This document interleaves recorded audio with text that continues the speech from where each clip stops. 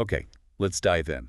Acute coronary syndromes, ACS, they're still a massive global health issue, right? Right. Responsible for something like 1 in 3 deaths, even with all our medical progress. That's right. It's a staggering number. So the big question we're tackling for you today is, how is our understanding of these, major heart events changing? We're digging into a really important source, the 2025 European Heart Journal State-of-the-Art Review on ACS. A major review. Yeah, authored by some really big names in the field.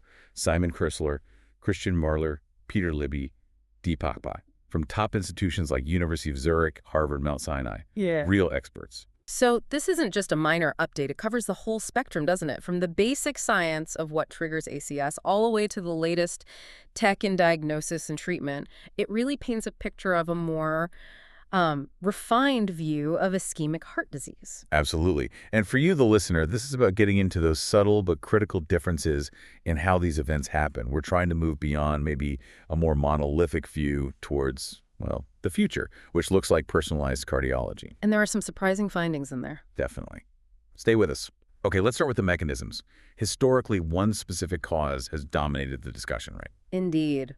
Plaque rupture. And the review confirms, yeah, it's still the main player. About 60% of ACS cases, particularly when you look with OCT, optical coherence tomography. And the vulnerability comes down to these specific types of plaques, these thin cap fibrothromas. Exactly. Thin cap fibrothromas. Think of a fatty, lipid-rich core with just a very thin, fragile, fibrous cap over it. That's what makes them prone to tearing. Okay, but it's not just a simple plumbing problem, is it? The review talks about triggers, both inflammatory and non-inflammatory. Yes, that's a crucial point. It's complex. On the inflammatory side, you've got things like immune cells, macrophages infiltrating the plaque, enzymes called MMPs, sort of molecular scissors weakening the cap, even cholesterol crystals themselves. And infections, respiratory infections. Surprisingly, yes. Respiratory infections, even imbalances in certain immune cells, key cells, they can all contribute to this inflammatory environment that destabilizes the plaque.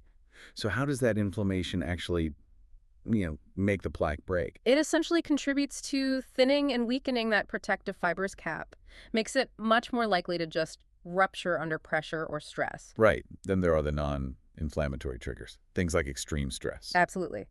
Big emotional or physical stress.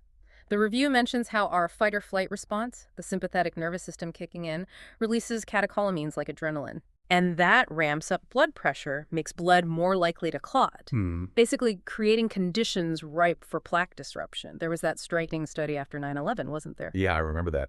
A definite spike in heart attacks nearby. Yeah. Powerful example. It really highlights that direct link between, severe psychological stress and actual physical events in the arteries. Acute mental stress can even pull more white blood cells into the plaque itself. Okay, so rupture is dominant, but the picture is getting, well, more detailed. And the review really emphasizes another mechanism gaining importance, plaque erosion. Yes, plaque erosion. This is now thought to cause up to maybe a third of ACS cases.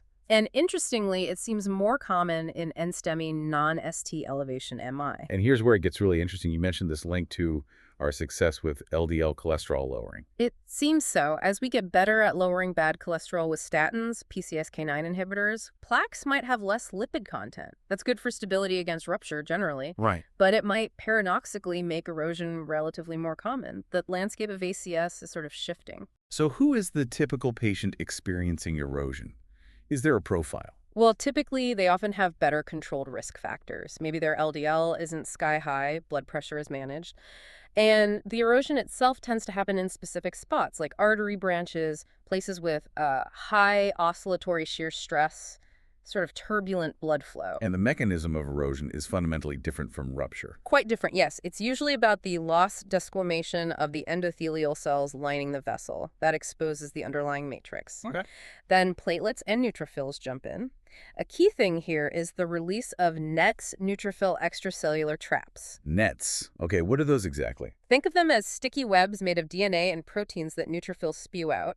They trap pathogens, but here they contribute to clot formation. MPO, myeloperoxidase, is an enzyme in these NETs, and you can sometimes measure higher levels in erosion in patients. So it's a different cascade of events compared to rupture. Definitely. The review also mentions things like hyaluronic acid in these plaques and a specific immune receptor, TLR2, being involved. Fascinating. But it seems not every plaque problem leads to an immediate heart attack. The review talks about plaque healing. That's another really important concept. Maybe a quarter to a third of ACS patients actually show signs of previous healed plaque disruptions at the site of the current event. You see these layered plaques on imaging. So the body tried to fix it before, but maybe didn't quite succeed. Kind of. Or it fixed it, but the process itself changed the plaque. There's a healing process. The initial clot gets broken down or organized. Then smooth muscle cells come in, lay down new matrix driven by growth factors like PDGF, TGF-beta, and finally, new endothelial cells cover the surface. Re-endothelialization. But these healed areas aren't necessarily harmless long-term? No, not always. They can contribute to the gradual narrowing of the artery. That study by Vergallo et al. Showed a link between these healed layers and developing flow-limiting stenosis later. So these subclinical events matter. It makes sense then that secondary prevention statins, antiplatelets, maybe anti-inflammatories, could actually help promote better, more stable healing. That's the idea, yes. These treatments might influence that healing process favorably. Okay, so we have rupture, erosion, healing. Hmm. But there are other, less common causes of ACS mentioned too. Right. Important to be aware of. Calcified nodules, for instance, might become more relevant as people live longer, maybe linked to kidney disease, often seen in the right coronary artery. And SCAD, spontaneous coronary artery dissection. Yes, SCAD tends to affect younger people, especially women, sometimes around childbirth. Can be linked to stress or underlying artery conditions, often in the LAD artery. Then you have coronary spasm, embolism like a clot traveling from elsewhere, maybe due to atrial fibrillation and also microvascular dysfunction, problems in the tiny vessels. And that brings us to MINOCA, myocardial infarction with non-obstructive coronary arteries. Sounds like a contradiction. It does, doesn't it? You have evidence of a heart attack, damaged heart muscle, raised troponin, but the angiogram doesn't show significant blockages in the main arteries. It's more common in younger women. The causes are diverse, could be small plaque disruptions, SCAD, spasm, embolism, microvascular issues. Things like cocaine use can trigger it too. And maybe a tendency to clot, thrombophilia, plays a role sometimes. Wow. This sheer variety really hammers home why a one-size-fits-all approach to ACS is, well, outdated. Absolutely. Just looking at the ECG and troponin tells you if there's been damage, but not necessarily why. We need more personalized strategies. So how do we get there? The review talks about better tools, starting with non-invasive imaging. Right. Imaging is getting much smarter. Coronary CT angiography, CCTA, keeps improving. Higher resolution plus AI and machine learning are starting to help characterize plaques. It's not routine for ACS diagnosis itself yet, but it's great for ruling out significant coronary disease if initial tests are unclear. In cardiac MRI, CMR. CMR is really powerful for looking at the heart muscle itself, assessing damage, finding causes of MINOCA, even spotting clots inside the heart chambers. And echo, of course, remains vital, especially for unstable patients or ruling out other diagnoses. And the future involves AI pulling all this together. Imaging and biomarkers. That's the exciting direction. Using AI to merge data from biomarkers and non-invasive scans to potentially figure out the specific ACS mechanism without needing invasive procedures. Speaking of invasive, what about intracoronary imaging? Actually looking inside the arteries. Yes, OCT and IVUS intravascular ultrasound. They give much more detail than a standard angiogram. OCT especially has such high resolution, you can often clearly distinguish rupture from erosion or see a calcified nodule or diagnose SCAD. The erosion study seemed quite pivotal there. It really was. It suggested that for certain STEMI patients, if OCT shows plaque erosion and the blockage isn't severe, say less than 70%, maybe you don't need a stent immediately. Treating with just antithrombotic meds showed good results in that study. So using the imaging to guide therapy based on the mechanism. Exactly. Mechanism-based risk stratification. That's a key theme. What about blood tests?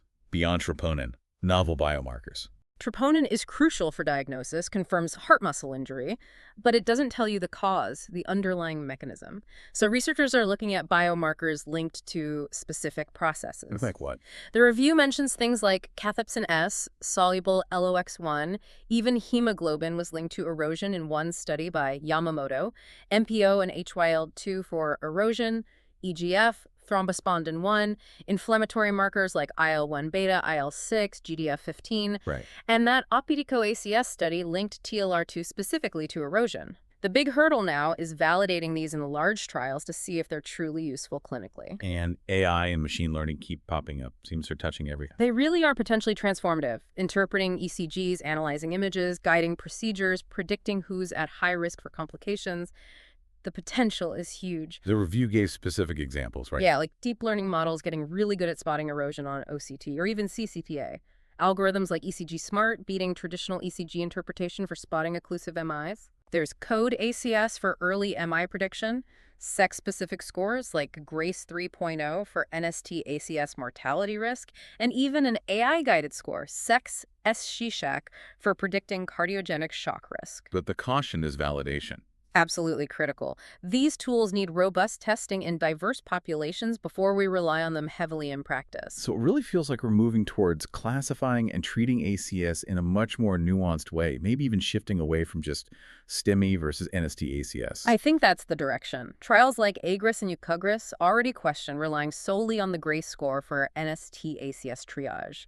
There's a sense that our current buckets might not fully reflect the underlying biology. Okay, so if we pull this all together, what are the main takeaways for management, the future directions? The big message is integrate this mechanistic understanding into practice. We need stronger international research efforts, especially trials focused on AML tools and, importantly, with open code. We need new trial designs, maybe looking at occlusive versus non-occlusive MI, and we need to actually use the technologies we have more, like intracoronary imaging. What are the big challenges or opportunities looking ahead? Definitely need more research on mechanisms like erosion, like Artemis trial looking at IL-6 inhibition is a good example. We need better data from registries on underrepresented groups, people with premature ACS, those without standard risk factors, patients in shock. Right.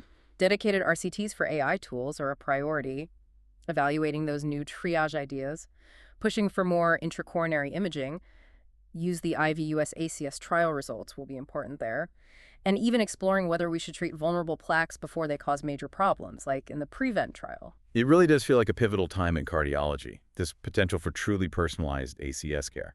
It's an incredibly exciting era. We're seeing disease-modifying therapies emerge, and the integration of imaging, biomarkers, and AI really promises to revolutionize how we manage ACS and hopefully significantly improve outcomes for patients. So to quickly recap this deep dive based on the 2025 European Heart Journal review, we've seen a major evolution in understanding ACS. It's not just one thing. There's a real diversity of mechanisms.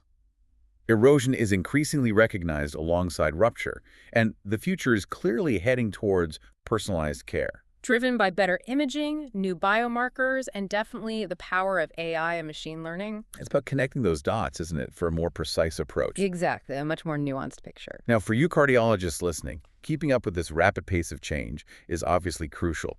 And on that note, we wanted to highlight a resource specifically for you, a podcast called Evidence-Based Cardiology Talks. It's designed precisely for cardiologists, focusing on breaking down new important publications from top cardiology journals. It offers concise, evidence-based updates on key topics in contemporary cardiology. You can find Evidence-Based Cardiology Talks on Spotify and also on YouTube. And just so you know, this podcast is produced under the supervision of Dr. Caroli, who is a practicing cardiologist. You can find more info at drcaroli.com.